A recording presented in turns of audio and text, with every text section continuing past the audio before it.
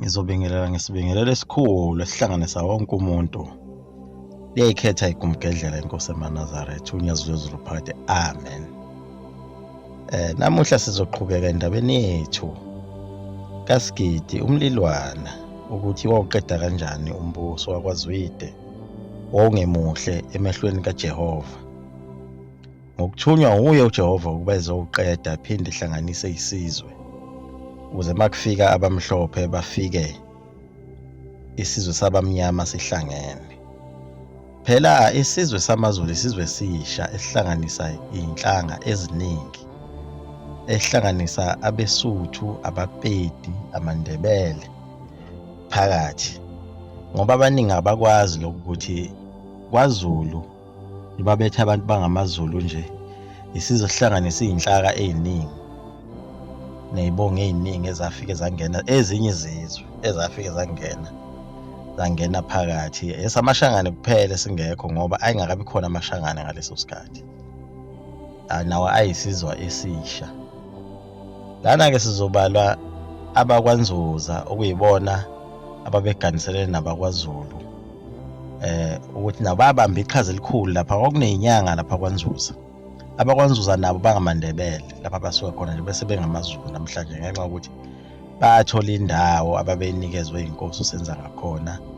Le ndawo elapha kule ndawo ekuthiwa iseMelmot khona noma kosakabiyela, le ndawo ekuthiwa isemfule, banikwa indawo lapho-ke lapho senza ngakhona owabe-ke seyitholela khona indlovukazi-ke eseganwa, intombi yakhona kwaNzuza ezalwa uSodumo. Wase kuba kanjalo kubuhlobo. Labo bantu bakwaNzuza ibona abalekelela kakhulu esizweni sakwaZulu ngezinyanga ababenazo. Vele bafika nje banikwa indawo ngoba kuyaziwa ukuthi bayabatshazwa ngamakhubalo, bazohamba kube khona lapha bazosiza khona. Nangempela-ke basiza-ke lapho sibala khona yena uSodumo lo wayeyinyanga, nomna wakhe lapha uSodumo, bese kuzoba umqalane omunye wabafowabo, bazalwa noMgidi njalo laba bantu bonke sibabala. Bese kuzoba nezinye futhi izinyanga ezazikhona, yakwaButhelezi uJeqa umnyama njengempisi wayiphinde ebe insila yakhe uShaka. Bese kuzoba ezinye futhi izinyanga ezayisuka kwaMthethwa zakaMpanza, uSandanezwe. Bese kuzoba khona uHobu, bese kuzoba khona uBhejane. Kwakuyizo zonke izinyanga ezayibalwa lapha ezalekelela. Lezi-ke zakwaNzuza zaba necebo lokuthi azihambe ziye khona-ke kwaZwide, kodwa zafika ngokuthi zazi ngabantu ongathi babedingisiwe kwaZulu. Base befika-ke lapho-ke sebethole konke nemvunulo yakhona le esihleliwe ngesandla sakhe umzilikazi noNolutshu inhloli, ngoba yonke lento yayihlanganiswe kanjalo ukuthi kuze benganakeki kufuneke nabo bebe nayo imvunulo yakhona ukuthi mase benza lo msebenzi ingabi khona umuntu ozobuka ukuthi hayibo isiyithalisi.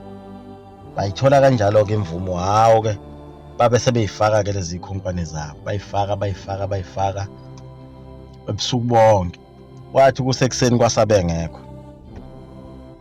Ziningi nezinye izibongo ezayinxenxiwe kulo msebenzi, kubalwa nesizwe sakaQwabe okuyisona esigqama kule ndaba. KwaQwabe kuthiwa kwakunezinsizwe zazinamandla kakhulu ezayisukile, waziwa kahle nje ukuthi mawusuke ubhekene nazo noma zikhona kuleyo mpi zikulekelela ngeke uhlale wehlule kuleyo mpi. Izinsizwa zakhona zaziqine kakhulu.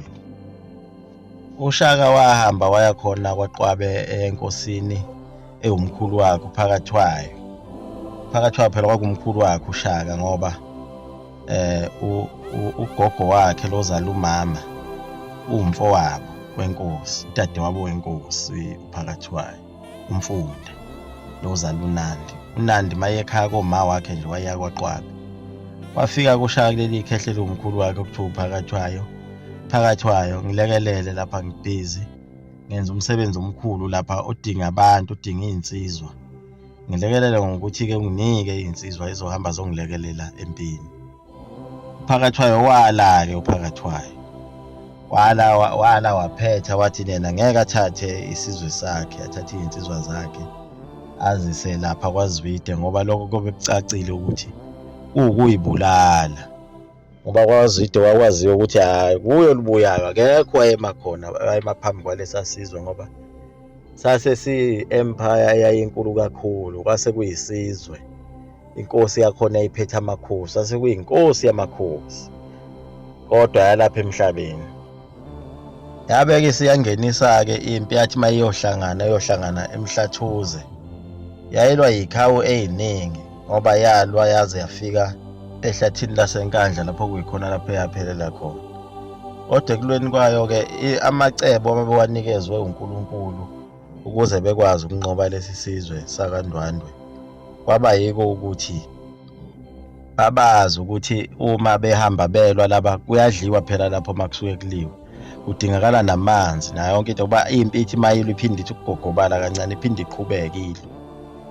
Manje ubuchule obasetshenziswe yiLembe behlengane nawo uMzilikazi kaMashobana, lamantunga omabili akwazi ukuthi enze leli cebo lokuthi ethi mayelwa ebehlehla, kanti ngapha emakhaya basebeqede konke ukudla kwakukhona emasimini, kwathathwa iy'nkomo zaphushelwa kude, kwathathwa imithombo yamanzi yagqitshwa, yonke into yamoshwa nje, yamoshwa kwashiswa ngisho iy'ndawo lapho ziney'tshalo khona, kwamoshwa yonke into, kwathathwa ukudla kufakwe ey'nqolobaleni, kwaphushelwa phambili.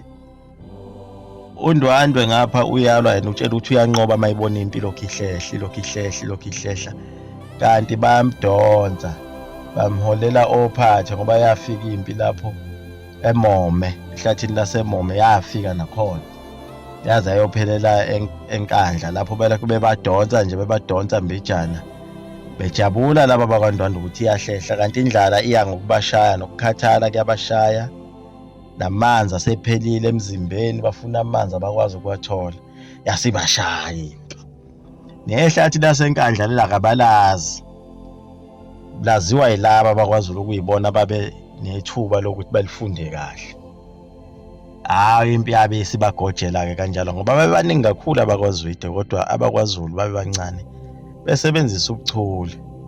Hawu kwaya-ke yabagojela impi, yathi sibagojele baqala babaleka abanye sebebona ukuthi hayi bonakho siphela. Hawu yasha induku, yasha umkhonto, kwasha induku, kwasha umkhonto. Bathi sebenqobile abakwaZulu-ke sebehamba-ke sebebheke khona behalalisa, bebheke kwaZwide sebeye esigodlweni-ke manje ngqo. Bathi mabeqhamuka nje bakikiza laba babesele kwaZwide, wakikiza omama, yajabula nenkosi yakhona uZwide ukuthi hawo bengazi ninjalo abafana bami, seniphinde nakwenza nidume ngakho. Kodwa yathi mayisibukisisa kahle isiseduze, awu yabona ukuthi hayi akubona abantu bami laba abahalalisayo, laba babuye empini, amasosha kwaZulu lawa, yiwo impela lamasotsha lawa. Awu bathola ukuthi sekusemva kwendaba, babeyibamba nayo inkosi uZwide bayisoconga, naye umame lo wakhona uNtombaza babemethembile emakhambeni baye bamsoconga naye lendlu yakhe ayihlala kuye fuye khona ney'mpisi, bamfaka phakathi bamvalela ney'mpisi zakhe, balayitha umlilo lapha, yasha indlu yakhe lapha esigodlweni, iy'mpisi zakhe zamxhobozela phakathi, zamshaya zamvala. Nayo inkosi le bayibulala le nkosi uZwide nayo, bayizwisa lokho ehlala ikuzwisa abantu ukuthi inquma amakhanda nabaye base beyinquma nayo. Wanqoba kanjalo-ke uZulu, bathi mase bebuyela emakhaya basephinde uZulu esekhuluma nomkhulu wakhe uShaka lapho uPhakathwayo ukuthi awuPhakathwayo awuphindele amagama owashilo bunqabelani namabutho, nkathi ngifuna usizo. Kwaba nenkinga-ke lapho uPhakathwayo engasakwazi ukuthi uzoyiphendula kanjani leyo mbuzo, kwase kusuka impi-ke lapho bafika nje vele besavutha bhe, babasihlasela nesizwe sakaQwabe. Yaguqa kanjalo inkosi yakwaPhakathwayo nayo eyayima endleleni yasezulwini. Kwaba ukukhothama kwayo ngoba yathi mayizwa ukuthi impi isiseduze, amabutho ayasenqotshiwe, yamelwa inhliziyo, yadlula kanjalo. Ngoba nayo inkosi uPhakathwayo engaqondi ukuthi kwenziwa umsebenzi wasezulwini lapho. liyaguqa igumgedlela umzukulu kamafutha umkhovu uDuyintombi nesoka. Amen.